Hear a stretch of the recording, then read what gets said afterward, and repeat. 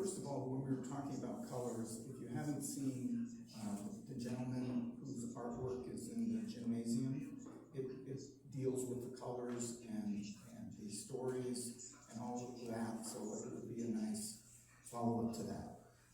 I'm going to do 30 minutes, and hopefully you can get part of that set up, but since this is going to be primarily oral, there is not going to be a PowerPoint. And although I heard PowerPoints are now being used for trying to find dates. So, okay. I'm here to share some research and insights that are relevant to Gabeser's structures of consciousness. The information explores origin, invisibility, sacrifice, imitation, substitution, and how they underpin the way in which we see, create, and engage with the infrastructures of society and culture. This is going to be a cursory, circular introduction.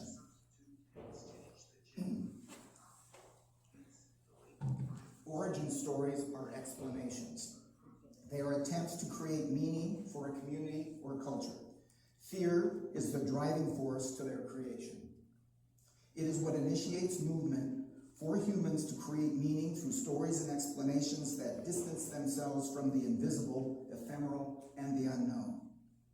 Stories, myths, folklore, religion, the sacred, and art are partially meant to explain the unexplainable, to temper and control the chaos inherent in life. Ed Simon, writing about science fiction and horror, quotes H.P. Lovecraft, who said the oldest and strongest emotion of mankind is fear, and the oldest and strongest kind of fear is the fear of the unknown. Abigail Tulenko notes that folklore is an imaginative attempt to make sense of the inexplicable. By tuning to what frightens us, we learn who we are. The folklorist Reet Hemme argues human fear induced the emergence and formation of folkloric phenomena. Tulenko says the forests and phantoms of folklore is perhaps the largest scale historical inventory of these fears. Noting, folklore is both a reflection of the now from which it is being told and a record of what persists throughout eons of successive nows. Perhaps Gabeser's ever-presence. Humanity develops creative solutions to protect and shield themselves from the chaos and fear of existence. Those solutions include stories, and those stories inform religions, rituals, culture, and social practices, which links to beliefs. It is an insulation and protection from the invisible, unknowable, uncontrollable chaos. Yet when chaos and fear tear asunder our self-created illusions at the most inopportune times, we are shocked, dumbfounded, and left vulnerable, questioning what we thought true. Roberto Colasso says, until the invention of writing, it was impossible to fix in story what was going on. And so sacrifice, at least in some of its forms, came to recall and rekindle the past. For thousands of years, in the multiplicity of its forms, those rites and rituals encapsulated what had taken place between man and animals, and what was continuing to take place between man and the invisible. Killer and adorer, these two characteristics were the inescapable outcome of what had lasted hundreds of thousands of years. With such characteristics, a form had to be composed, and this form was the sacrifice. Paralleling Tulenko, every sacrifice is the remembrance of a day that lasted the length of remote eras. Killing wasn't enough. There had to be adoration. Adoration wasn't enough.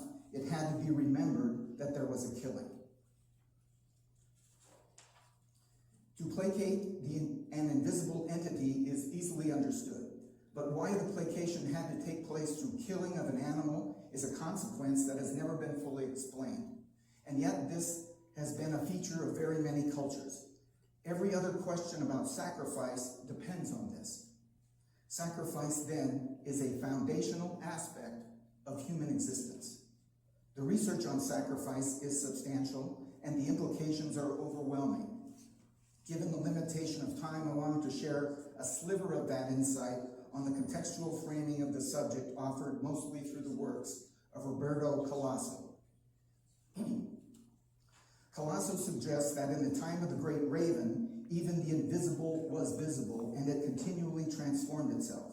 Animals at that time were not necessarily animals. It was the time of metamorphosis and interchangeability. The hunt is the place where primordial separation occurs, the divergence from which all others follow. The prey becomes the hunter when it sets its gaze on a being that is distinct from itself. In that gaze, the hunter is born, who until that moment had just been one animal among others. Colosso says man's detachment from the animal was the greatest event among all events in history. Every other event follows from it. No story exists about what happened, but countless stories that have been passed down presuppose the existence of that story, which hasn't yet reached us, and which perhaps was never told. Before being a ritual, it is what precedes every ritual, and to what every ritual refers. For humans, there were also two mortal sins, separation and imitation. Separation occurred when humans decided to go against the zoological continuum, taking certain animals into service and regarding others as material that they could potentially use for their own purposes. Imitation occurred when human behavior began to resemble that of predators. Once the step to predation is completed, humans use masks and other forms of camouflage in order to trick animals in their own language. Humans didn't know how to deal with that newly recognized part of their nature, the separation and the resulting guilt. The human response was to circumscribe it in literal meaning and to expand it indefinitely as a metaphor. Hunting requires imitation. Imitating means appropriating something else, extending one's own way of being. Imitation is possible only if the mind lets itself be infiltrated by what surrounds it and is capable of transforming itself into other beings who weren't yet called animals. This skill, of which there are no remaining traces or testimony except in myths and rituals, have had the greatest consequence for human endeavor, noticeable everywhere from the earlier times. However, if the imitation develops a prosthesis, which humans became adept at creating, hopefully it takes over the being only for a short time and then is cast aside.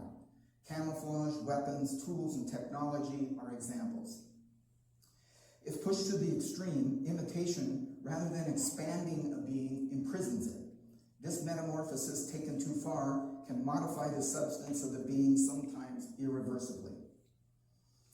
For a long time, hunting was central to all that happened, something violent and intimate, and intimacy that involved all humans and animals, something that had to be short yet long-lasting, something that took lengthy preparation, involving a series of gestures which created an imbalance that would have to be redressed by other gestures.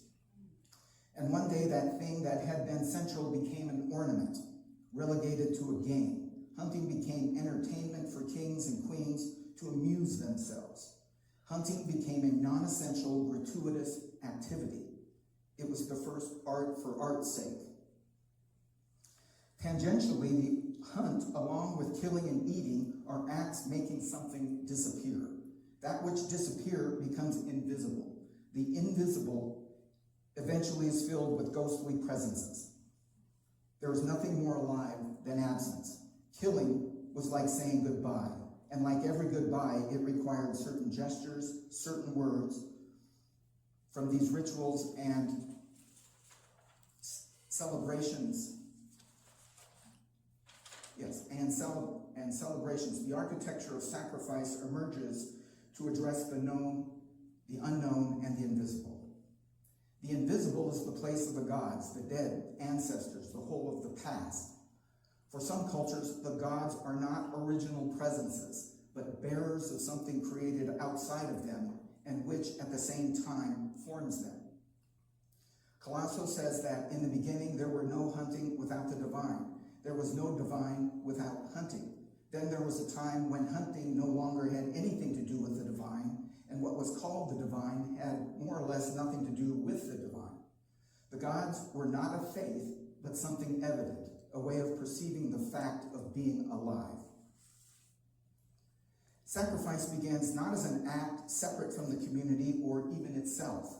It is embedded in existence. It is foundational to the human condition.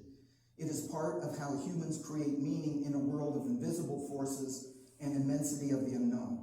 The first thing to be said about sacrifice is that it is dirty, contaminating, and any sacrifice that has nothing to do with purification is unacceptable. Sacrifice is also related to existential guilt. The Rig Veda suggests the world lives insofar as it sacrifices. Just as originally the divinity could sacrifice only itself, since nothing else existed, so now the world sacrifices other names itself to itself, for the divinity has vanished. The Vedic vision, as Colosso describes, is that sacrifice existed well before the gods, and not at the service of someone, but rather is a pulsation of life itself. Sacrifice is an act of guilt, and the only means of placating temporarily the guilt that is added to and laid over another act of guilt, of existence, and the separation from the animals. Human existence, then, is inextricably linked to this divine guilt, the original sin, if you will. Isis, the dawn and daughter of Prajapati in the pre-Vedic world, is the precondition of every offering. She receives words, and her gift is words arranged in meter. She welcomes the first ritual call, which is also the first thought.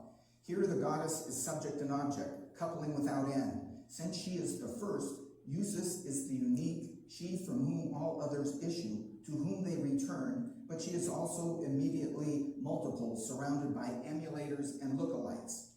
This presents as substitution, doppelgangers, copies, stand-in, the other, that which is not the original. And these representations occur within many religious or community rituals, not just pre-Vedic stories. This substitution is also present in Greek myth, where if Zeus wants to lure the goddess Hera out of the darkness, he must create a copy and share it with the world. Nothing less will suffice. It is the only way to bring the sovereign couple back together again. For the Greeks, the human-made wooden object of Hera is a substitution for the original, and in the process, the original becomes distant and ineffable. It also creates the process where substitution becomes part of rituals, ceremonies, and religious worship, where animals and humans are sacrificed to appease, or later with the burning of wooden statues or the destruction of other man-made objects. These substitutions became integral in the rituals and in the sacrifice itself. In the Vedic, Mahavira pots were made during the sacrifice itself. The making and destroying of these pots became part of the sacrifice, as was to make everything themselves, accepting nothing ready-made, nothing already in existence. They would destroy everything, leaving no trace, as if what was being worked out within the sacrifice was of the same stuff as time, which looms over all, but is palpable to no one. The objects destroyed in the ritual are handmade objects. Today, such objects are generally classified as religious art. By not destroying the object, the original purpose and meaning is changed. Sacrifice implies total destruction and renewal, not preservation.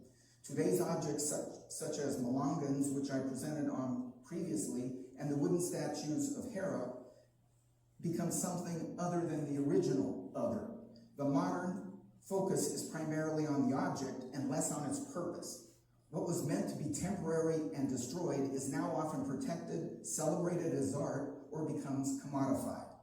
Writing down an oral story or origin myth arrests the energetic nature and flexibility of it. This is how imitation imprisons the object. The desire for preservation moves the oral to something now called art or literature. Replications and substitutions take on a world of their own. The Western way of knowledge becomes the way of prosthesis, of imitation. Technology is nothing less than its culminating moment. When imitation entails an appropriation, it also harms what is singular, an inevitable act, since knowledge above all means moving ahead in the dark, imitating. The person who lives by imitation is the actor, and the first actor is the priest.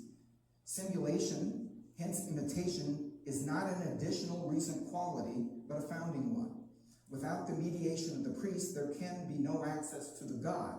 But for the Greeks, anyone could be a priest. René Guénon suggests archaic society functioned as a perpetual sacrifice, meaning sacrifice is the ritual act par excellence. All other acts share its nature and are somehow integrated with it. So that determines the general structure of a traditional society. There are two beings present at sacrifice: the victim and the person performing the sacrifice. There is a substitution that takes place in the mind. The act of naming, of using words such as sacrifice or even sacred, is an arbitrary decision that enables something to be annulled and replaced, substituted with a sound or an object, and contains the same primordial murder that the sacrifice at once exposes and tries to heal. A sacrificial act is any act in which the actor contemplates himself as he acts. The victim, the offering, is he who acts. The sacrificer is the I that contemplates him. Any act can be a sacrifice. Jean Rudyard wrote that in ancient Greece, blood sacrifice is an essential act of worship, the ritual around which orders the festivities that gave city life its sacred rhythm. In Athens, there were two purifications, one at the beginning, another at the end, always by way of blood. According to Aristotle, at the end of a tragedy, there is a catharsis, a purification. Catharsis is the result of a katharmos, a purification ritual. Only the shedding of blood stops a process that has been started by the person who has shed blood. That was the katharmos, blood that purifies blood. Purification is one way in which the metaphysical can also be made palatable, wrote Robert Parker. Aristotle suggested that a killing by murder, sacrifice, or suicide could be purified by the retelling of the killing itself, rather than the shedding of blood. Colosso suggests this is how theater originated.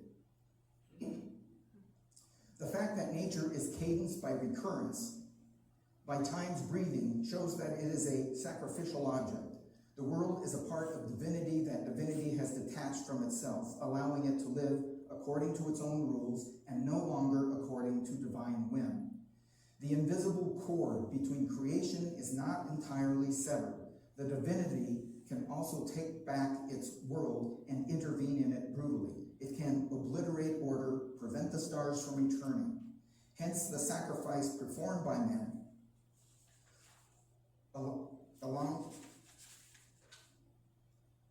along that same cord, which becomes the column of smoke rising from the sacred pipe, raises the human offering. That is the part of life which is not allowed to live unless it is reabsorbed by the sky from which it descended. In surrendering part of the world to the divinity, the sacrificer wants the divinity to surrender the rest of the world to him and cease intervening in its arbitrary, uncontrollable way. The sacrificer also wants the divinity's permission to use the world. The first consequence of the eclipse of sacrifice will be that the world will be used without restraint, without limit. Here, the end overlaps with the origin like a reflection and hence reversed. Once sacrifice is dissolved, the whole world reverts unawares to a great sacrificial workshop. The audio ends here. And the point was that that was supposed to be an example of a bad copy of a flawed original. So It was. What can you say? There is a later origin story about Prajapati, Usus, and Rudra. The tale incorporates many ideas discussed. The story illustrates the ancient rancor the gods had with their solitary, suffering creator father, who they didn't understand, yet were constantly obliged to heal through sacrifice. The gods couldn't forgive him for having created death. Because Prajapati was the other non-world, not accessible to the gods, he could only create and generate. He created women who were his daughters. However, one in particular caught his eye, Usus, who was the dawn. His decision to penetrate her throws every other world out of order, undermining the world order of which the gods considered themselves the guardians to, in opposition to their father. Rudra, think Artemis here too, sent by the gods, shoots an arrow just as Prajapati and Usus nearly consummate the act. The arrow pierces Prajapati's groin, and his seed is spread on the ground. As yes, I'm got. Oh, you have 10 minutes. Colasso suggests that was the scene that lies behind all other scenes, the scene every other scene repeats, alters, distorts, breaks up, reconstructs, for it is from this mingling with dawn that the world descends and opens the path into the darkness of the dawn. He goes on to say that the interval between the launch of the arrow by Rudra and its embedding in Prajapati was time, all the time there would ever be, all of history, all of stories that would invisibly cloak all existence. It was the precondition of every claim to existence. That arrow reasserted, even as it punished, the breach that had been opened to fullness. It transformed the void once and for all into a wound. Prajapati's wound is the rift that looked forward to all other rifts. Examining the wound, the gods have their anger replaced by devotion. Rudra, known as the king of the sacrifice, was never invited to the gods' sacrifices, nor would they say his name. They were afraid something irreparable might happen in his presence. We see parallels to the story in some details in Christian, Jewish, and Islamic traditions, the persistent focus of not naming in the Jewish and Islamic traditions, and the not seeing or lack of images or statuary in the Islamic and Protestant belief structures. In this story, we see how fear dogged the gods from the beginning, that their sacrifices might not be enough, that at night they might not be able to draw the whole of reality into itself. Colasso suggests something dark and despicable is at work, as though the gods had lost their courage at the moment of killing and needed a fellow accomplice. It left them with guilt, the wound that wouldn't heal, the ongoing guilt that plays out with humans at the key moment of their rituals surrounding sacrifice. The wound severs reality. It begins a process that initiates the communal and religious separation. A devotional stance to the loss that is borne out in the story is an attempt to heal a wound, to bring life back to harmony, but that is irreparable because the harmony never existed in the first place. It is the self-communal, created self-illusion of knowledge and understanding that can only be temporarily mended.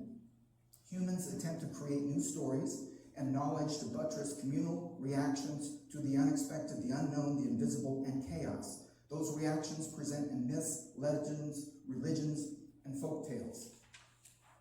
The outcomes of the wound are many.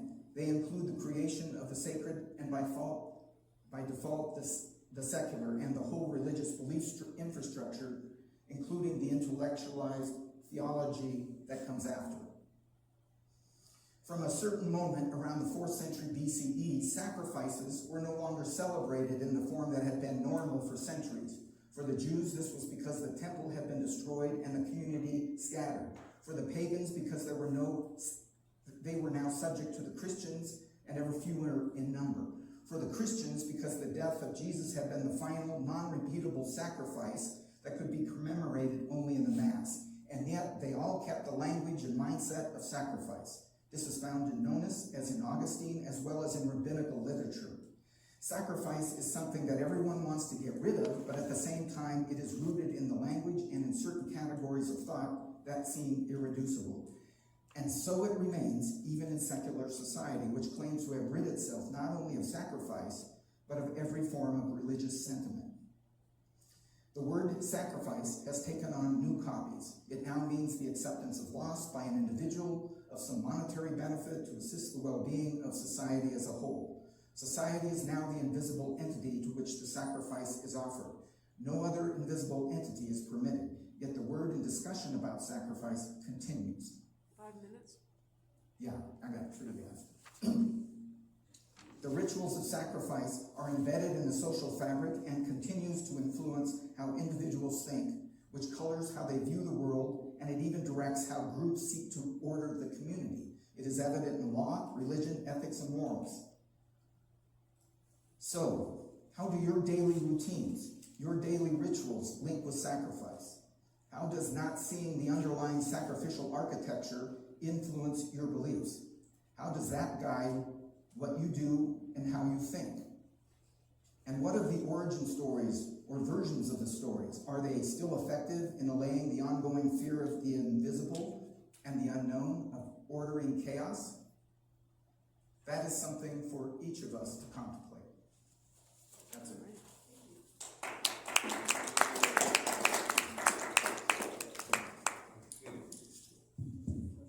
We have 5 minutes for questions, if we can do that in 5 minutes. Thank you. If there are questions or comments. Okay. Anyone? I want to ask you.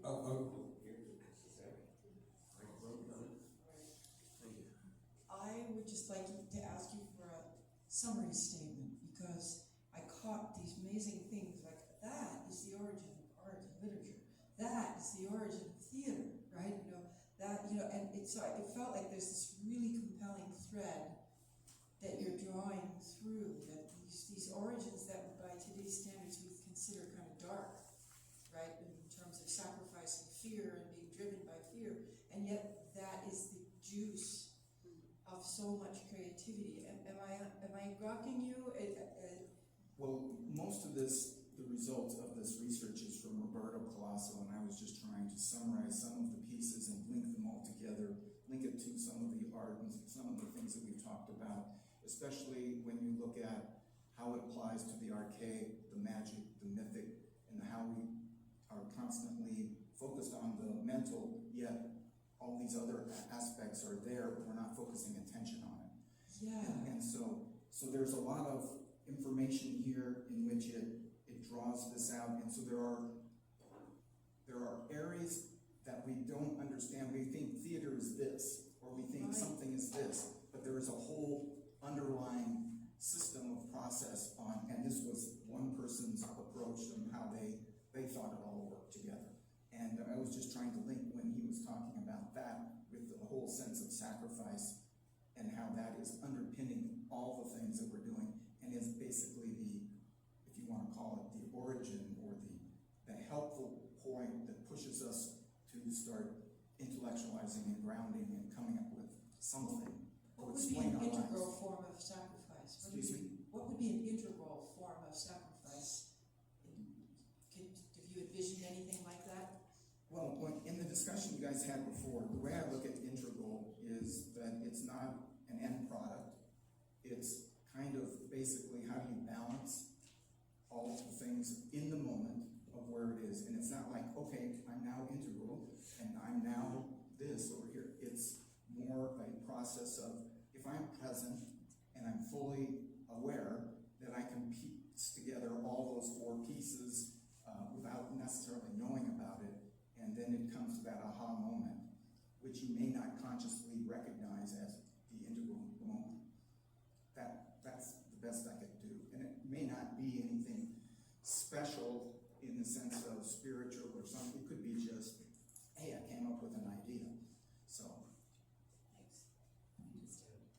I just have a real quick one. I found your talk just fascinating. It was great, so thank you so much. And I'm wondering, it did all fly by kind of fast, and there were so many wonderful nuggets in there. I was wondering, are you going to publish it or maybe make it available in some form or fashion? I would love that. I can probably send it to you. I probably wouldn't publish it because a lot of the information is from Robert Colasso and other resources. So it's kind of like a conglomeration of a lot of things put together. I can just send you the paper if you want. I would love that. And a question though, I love the thing about imitation, how imitation can become substitution so that the original no longer has value or dissipates. And I was thinking of that in terms of AI and how it's, it's an extraction industry. It's all about imitation. And I'm wondering, thoughts. That's another reason why I'm curious about it, because I'm thinking about exploring that sort of thing. I haven't really studied AI. I think Mike has done that a lot more. But I think part of this, the point that struck me when reading him is that we all of a sudden replace the original with a copy, and then we replace the copy with another copy. So we don't know what the original is. It may be a subset, there may be an essence, or it may just be that we have chosen it from a fluke, that this is what we believe to be true, and that's why we're doing it. And so, and my point with religions or the myths or the stories is that, yeah, we're making assumptions about this, but is it really true? We don't know. Thank you.